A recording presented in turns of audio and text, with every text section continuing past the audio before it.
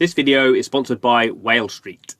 Whale Street is the DeFi engine that powers NFT economics at a massive scale. It engineered B20, the largest ever NFT bundle containing 20 Beeple NFTs, fractionalizing it into the B20 token.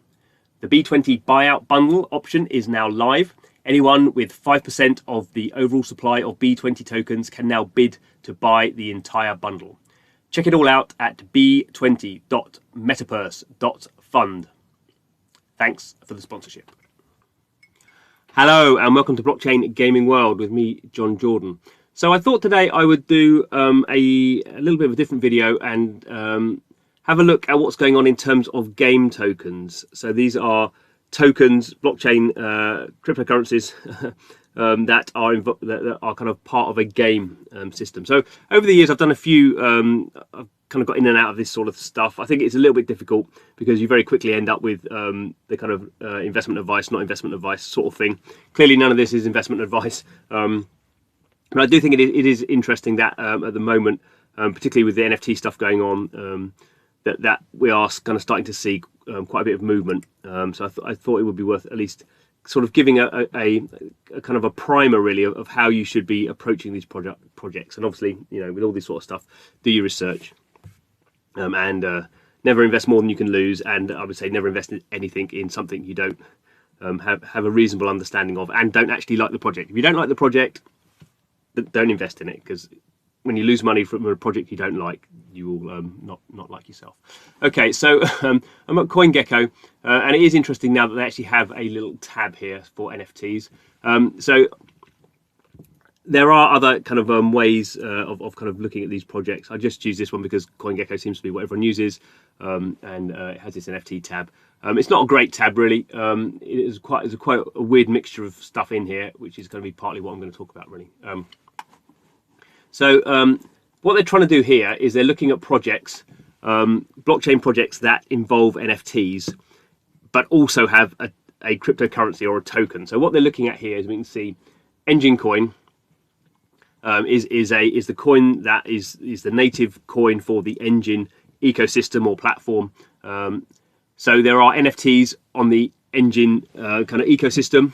And you kind of you actually can embed the Engine coin into these NFTs, but the token itself, you know, is sort of indirectly related to NFTs. So there could be really expensive NFTs on the Engine coin on the Engine network, and that's not necessarily clear that is affecting the price of Engine coin. So this is kind of where as we go down these projects, you'll kind of start to see there's quite a range of different projects in here, and you have to understand kind of what exactly how the token is involved in the project. So Engine Coin is basically the native currency for the Engine platform. Multiple games are using the Engine platform at the moment, blockchain games. They all create their own NFTs. This is a very indirect link. What's interesting, I guess, with Engine Coin is it's now got a market cap of $2.5 billion. I shouldn't laugh really, I suppose. $2.5 billion, and it's basically bombed up. I'm not going to go into particular detail on that, but it's basically, you know, it wasn't that long ago when Engine Coin was 10 cents. so it's gone up, you know, sort of, you know, multiple kind of was it 10 kind of 50 times or something like that. And basically, I think a lot of this is driven by. I think a lot of the speculation, and I should say all of this is driven by speculation at the moment, because none of these projects are properly live at all, really. So it's all driven by speculation, and particularly Engine Coin is now getting launched, and a whole bunch of the other tokens are now getting launched on more centralized servers. So basically, what you're seeing here is a direct impact of these coins being launched on large cryptocurrency exchanges that they haven't been available on before, and people going, oh right, they've launched that, I'll buy that. So my personal view is none of this is particularly being driven by underlying metrics or adoption. Apart from in maybe a few specific cases. So we've got Engine Coin number one, Decentraland again, over $1 billion now of market cap. This has been around. This is one. You know, these two did ICOs in 2017. They've been around for the longest time. Decentraland is a kind of a virtual kind of sort of metaversey type thing. Never really, I don't think it's ever really taken off. People do go in there and have events, increasingly so. There are obviously a lot of art stuff has happened in there. Yeah, there's a gambling that's operated that's kind of has a casino in there.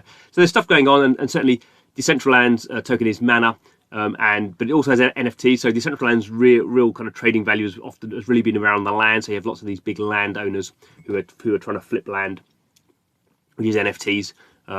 So again, these two have been around for the longest time. So maybe it's not a surprise that they have kind of now at the top of the market cap table, even though they don't really have any breakout projects to my mind. Now Flow is very different because Flow is a blockchain. So Flow is a blockchain, like Ethereum is a blockchain, like Bitcoin is a blockchain, like Tron is a blockchain, like Solana is a blockchain. It's a totally, it is a blockchain.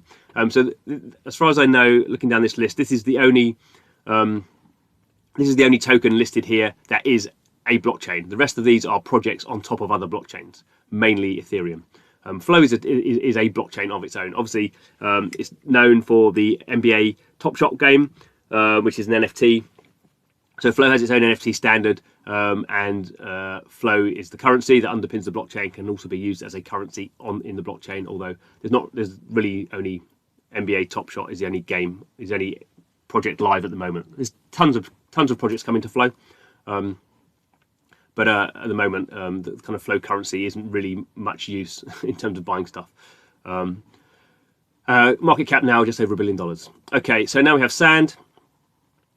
Sand is the underlying currency for the Sandbox game. Again, Sandbox is very similar in a way to Decentraland.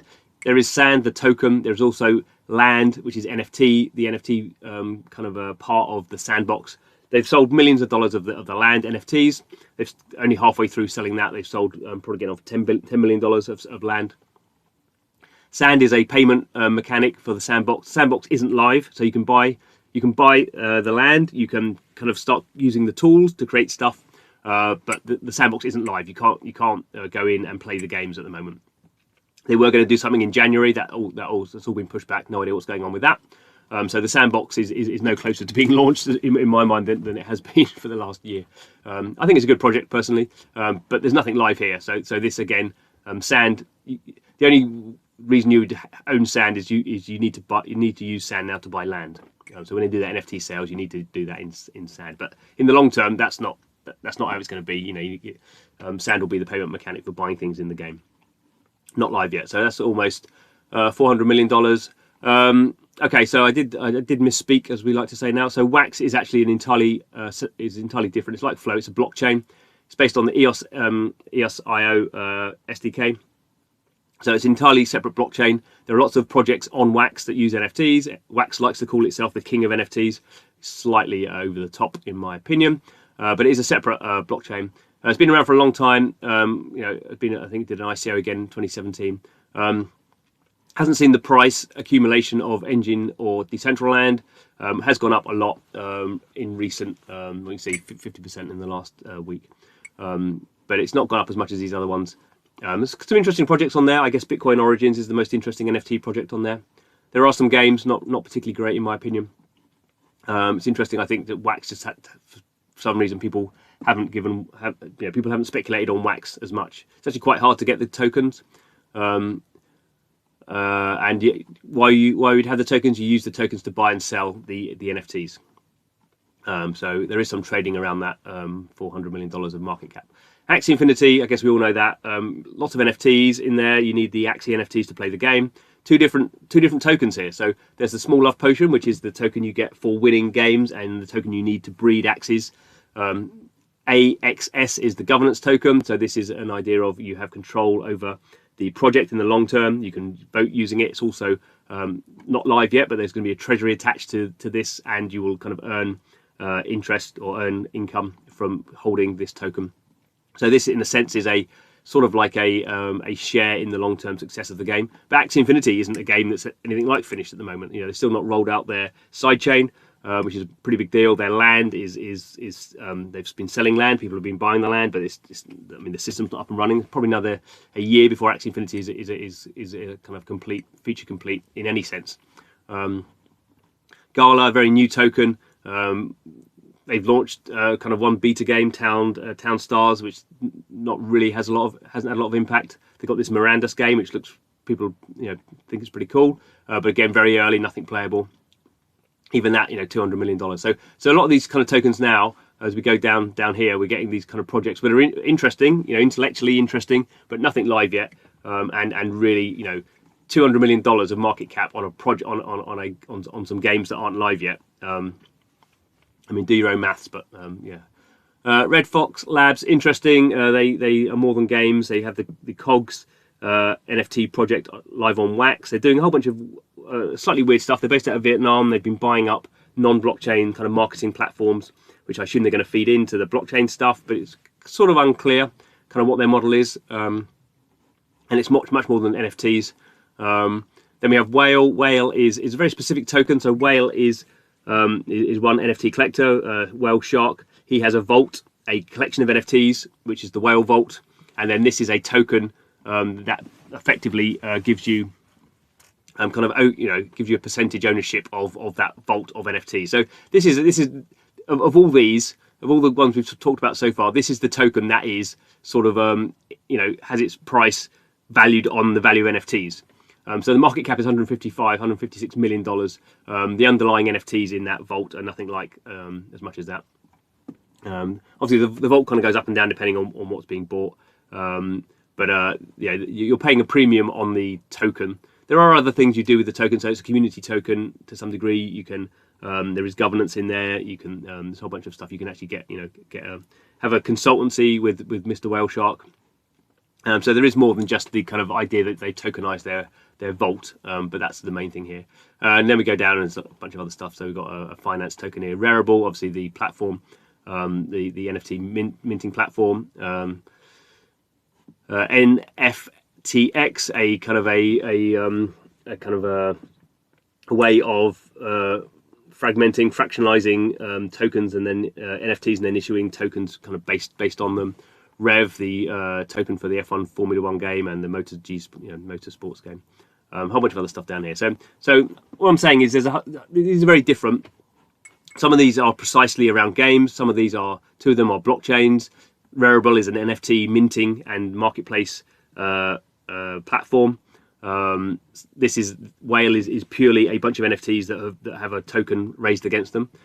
So be very careful in how you're thinking about which ones to get involved with, and also particularly the market capitalization. You have to think how is at the moment this market capitalization, I would say for all of these, maybe with the exception of Whale, is based around speculation. In the long term, how would we value Engine Coin? Well, it would be that people are using it and Engine Coin is being used, and potentially Engine Coin is being sort of burnt in that system, or some percentage of the overall value being created by the Engine platform is being returned to the Engine Coin by some mechanic, as you would have with the Axie Infinity token. They've been very precise about how their treasury works. So if you think Axie Infinity is going to be $1 billion game with $100 million of revenue flowing back to the Axie tokens, then this market capitalization looks good.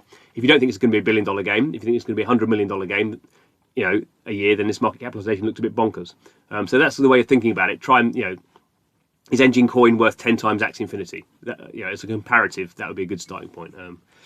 So all this stuff is complicated. It is all driven by speculation, or at least 99% of it is by speculation at the moment. It's not to say there aren't some good projects in here. There are some I certainly like more than others, but you need to go and do your research. You need to find out which ones you like and think about why you like them, and then obviously not invest more than you can afford to lose. Anyway, that was a bit of a rant for today, but NFTs, we know they're super hot at the moment. We know when stuff gets like this, it does become a bubble market. That's not to say NFTs are a bubble themselves, but the current speculation, current pricing, I think is speculative, and that means at some point it could still go up. It could still go up another 10 times, but at some point it's going to come down again. So don't worry about FOMO.